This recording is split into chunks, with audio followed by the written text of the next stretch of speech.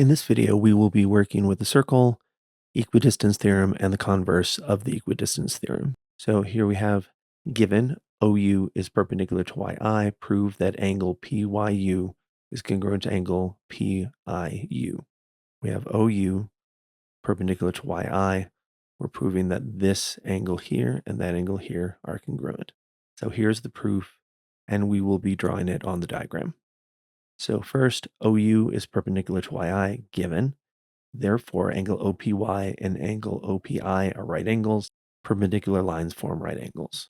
So we will mark right angles here on the diagram. Next, draw OY and OI, 2 points determine a line.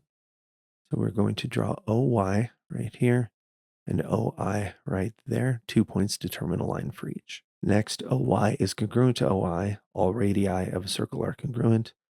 So OY and OI are congruent. Next, OP is congruent to OP, reflexive property. OP is congruent to itself and is in both of these triangles here and here. Next, triangle OPY is congruent to triangle OPI, HL postulate. We've got right angles here, we've got a hypotenuse here and here, and we've got a leg in OP. Next, YP is congruent to IP, CPCTC. Corresponding parts of congruent triangles are congruent. So YP is congruent to IP. From there, OP is the perpendicular bisector of YI, equidistance theorem. If 2 points, namely O and P, are both equidistant from the endpoints of a segment, namely YI, then it determines the perpendicular bisector of that segment.